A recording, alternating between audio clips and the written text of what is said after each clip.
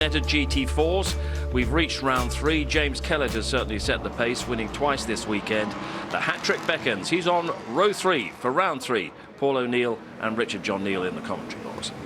Thanks again, Steve. Yeah, you might expect to see the best driver of the weekend at the front. And I'll reiterate what Steve said, is that the driver that had pole and 2 wins is James Kellett. He leads the championship, but to add to the excitement and entertainment of the Ginetta Championship, we have a partially reversed grid. So the draw, normally it's between 4, 5 and 6, how you finish in race 2. And one of those 3 drivers assumes pole position to give them a shout and make things, just shake things up really, as we've seen the touring car draw, of course, already. Yeah. And in this particular case, ball number 6 came out, so James Kellett, who's won the 2 races so far, starts back in 6th position. The man who finished 6th, Tom Empson, starts on pole position. So let's have a look how they line up then for the 3rd race of the weekend. Tom Empson 6th in race 1 on pole position here. Alongside him, Josh Rattican, then it's Henry Dawes and Rhys Summerfield.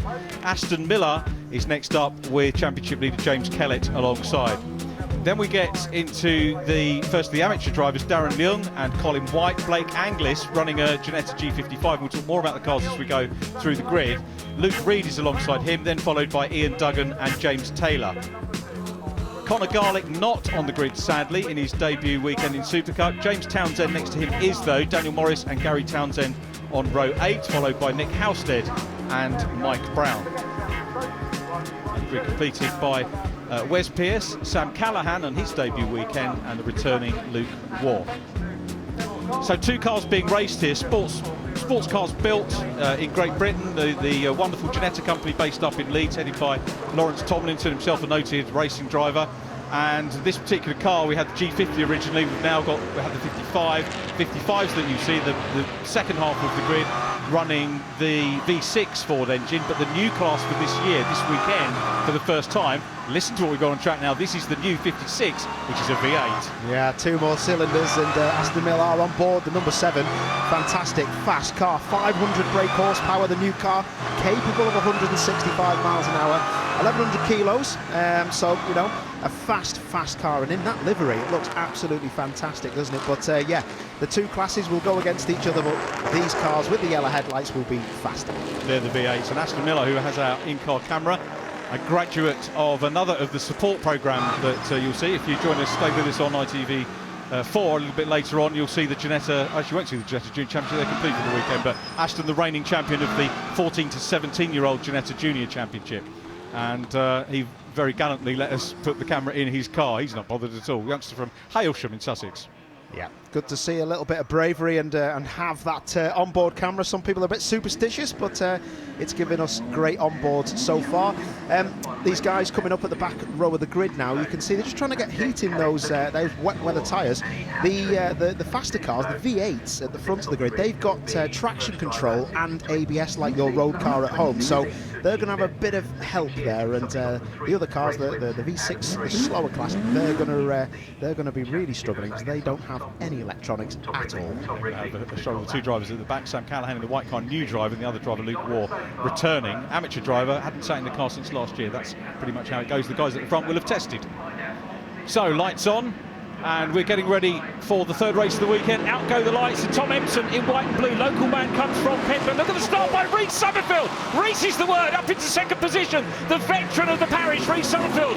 He's in love with these cars, I tell you. He really does get to grips with the V8 and goes up into P2 again. Are we going to get a 3rd podium from Summerfield? Hold on to your hats, into Druid's Hairpin for the first time.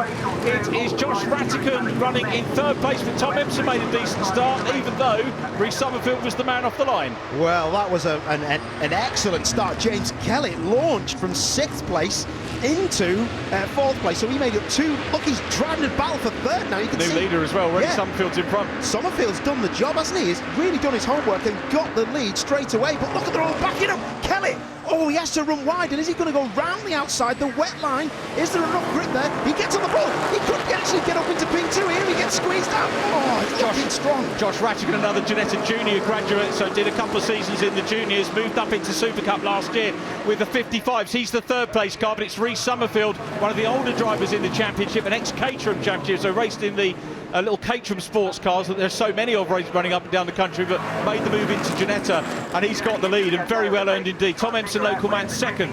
Ratican third. The white, gold and black car of James Kellett is in fourth place. Kellett is a name you should remember because we've been talking in the F4 races today about Lando Norris, who came through the Ginetta Junior Championship. James Kellett beat Lando Norris in Ginetta Junior. I'm sure Lando gets fed up with us saying it, but here we come, battle on for the lead, and Empson's having a look on the inside, round the outside, rat-a-tat-tat, here comes Ratican, grabs the outside as they go through the Surtees into McLaren now, side by side, but Empson's going for the grip on the outside and grabs the lead.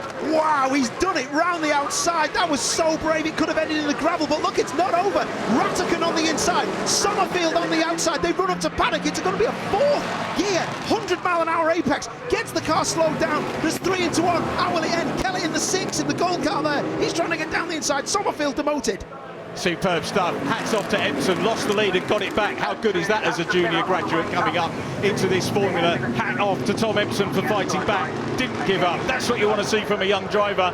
We're looking back now. I'll tell you what, Colin White's on the back of this. We've got the red, white and blue car of Henry Dawes running in 6th position. Aston Millar is in up ahead now. Here comes Dawes having a look at Rhys Summerfield. Dawes in the red, white and blue car. The man from Edinburgh has a look through on the inside in the Domino livery on the side of the car. Can't quite do it. He had a blinding race earlier on in 4th position.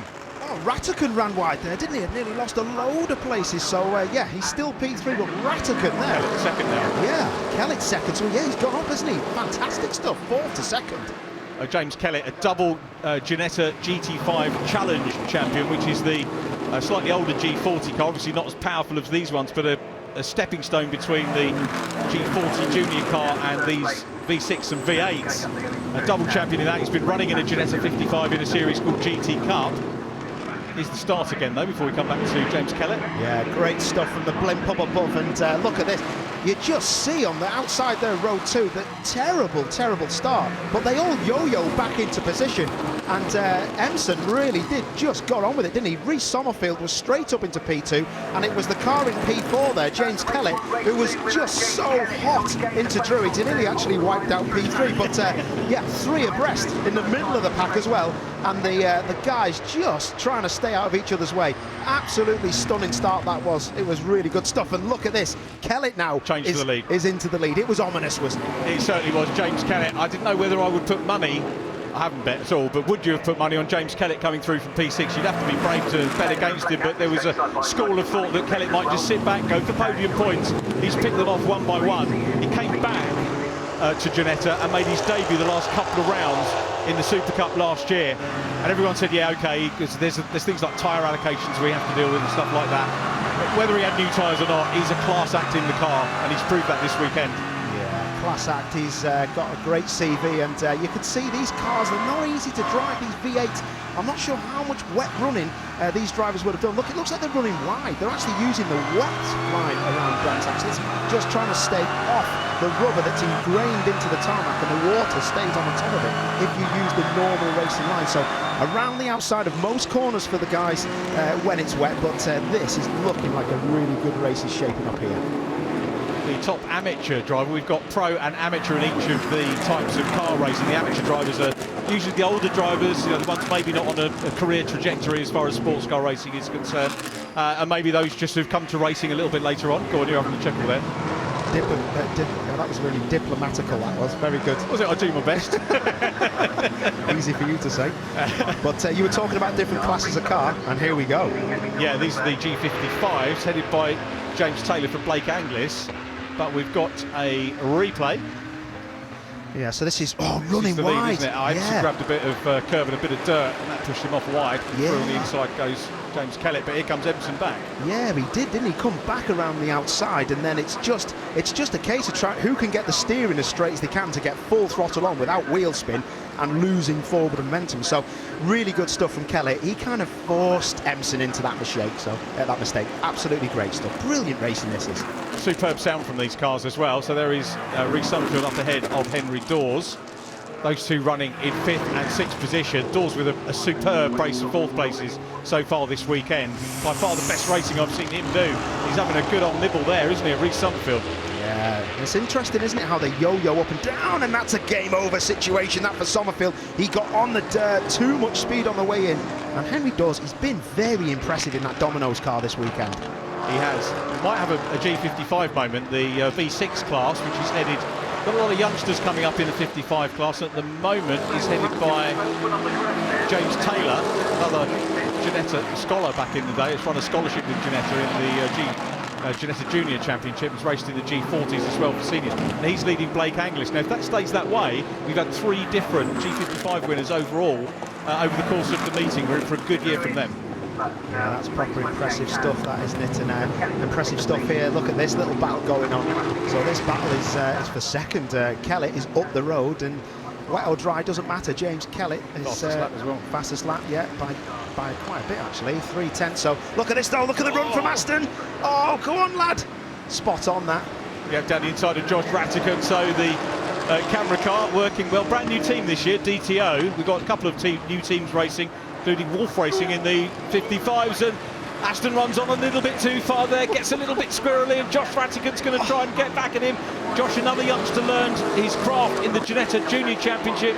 14 to 17-year-olds going to launch their scholarship, I think, for this year before we get to Thruxton. And that's where anybody can go and take part in the scholarship and have a chance of winning a drive. And look what happened to Adam Smalley, who came into racing. Was that Gary Townsend in 23? Darren Leon's had a problem. He's further back as well in the 22, which is a shame. He's looking for a hat-trick of the amateur class wins in the G56s. Colin White up front at the moment in that class. Here's a replay. Yeah, so Nick Halstead in the 40. And James Townsend. we've got James Townsend in the 24 in that fluorescent car. Oh, Nick. Yeah, so I said they've got traction control, which limits the rear of the car wheel spinning, but obviously it was too much. The law of physics took over there, and it was too much throttle on the exit of Clearways there, the last corner at Brands Hatch. Nick Halstead actually running in the pro category. He's this Darren Leon, who has set the pace in the amateur class this weekend, but can't not behaving himself in this one. But he is still going, and he knows that if he gets a finish, he'll get some decent points. So this is why you carry on. Yeah, it is, but it's a bit slow. If it can speed up, that'll be okay. But you've got a lot of cars coming past you at speed. Race leader Kellett comes through our shot.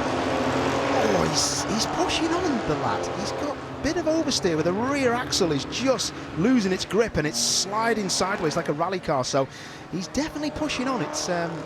He's just trying to control this race, but he's still going flat out. There's a prize for winning this championship. Normally you get some sort of, if you win in juniors, you get an entry for challenge or your next Ginetta competition or parts credits against racing. But this year's Supercup champion will become a junior works driver for next year. I don't know what that entails, but you would assume that Ginetta run with the Seto, so maybe a British GT championship drive as a semi-factory driver for Ginetta. It's an amazing prize, whoever does it next year.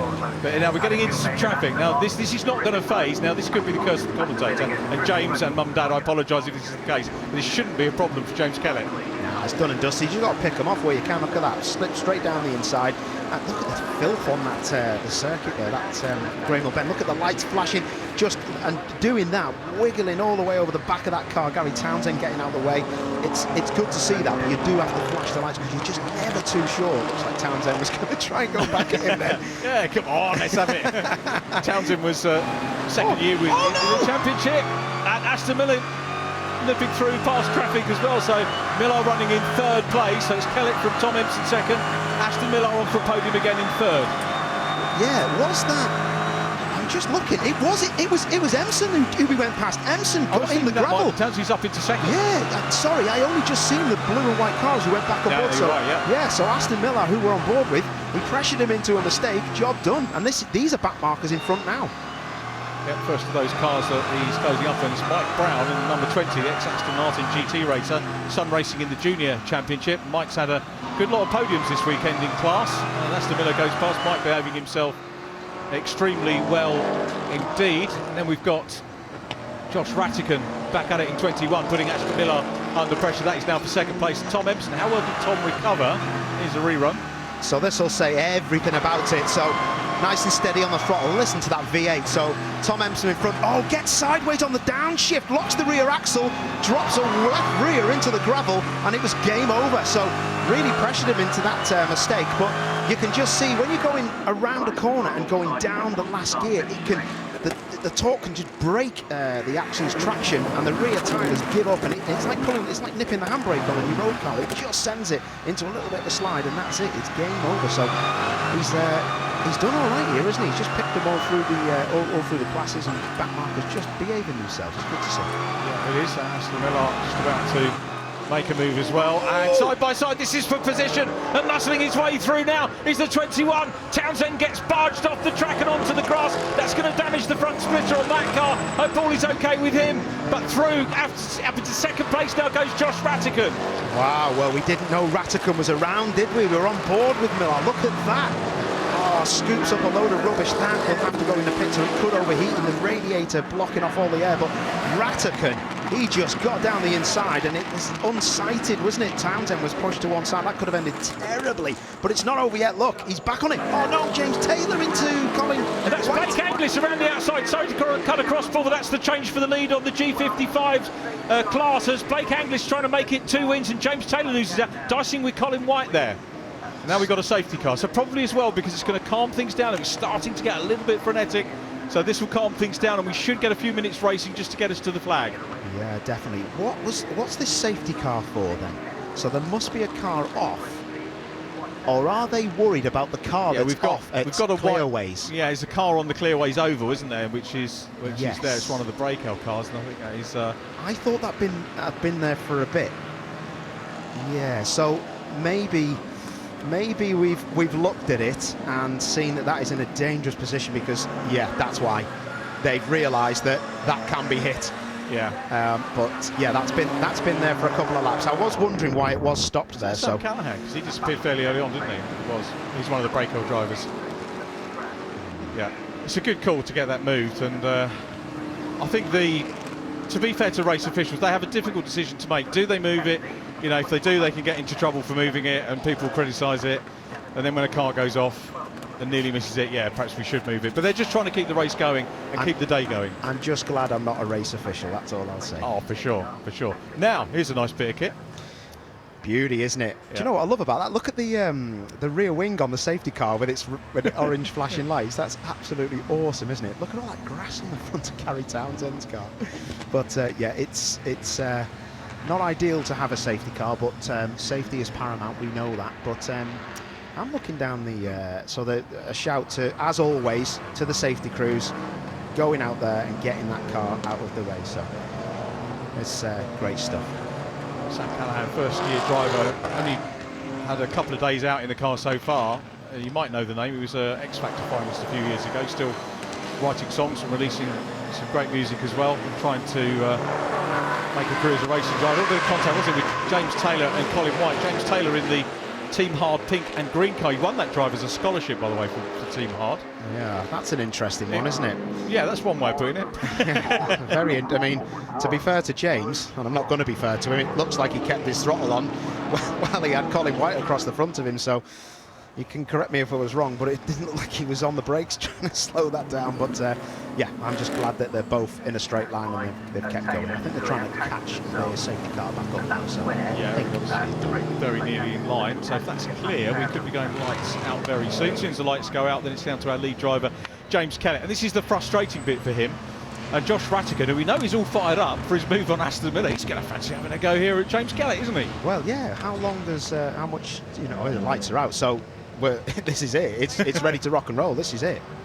There we go. So the race leader is James Kellett, multi-champion in Ginetta racing and sports cars generally, and great to have him back in the single make Ginetta competition, having raced in GT Cup, which is a very, very competitive GT racing championship here in the UK. And now when the cars in his mirrors are weaving, he will nail it. That's what he's done. He's no slouch at doing that, James Kellett. He is away. Oh, oh no, they can't overtake yet. This is going to cause carnage. The safety cars are, the green flag's now out. Oh no, that was carnage. They couldn't overtake the back markers. Oh, what a nightmare. That was a shame. We thought most of the cars had caught up.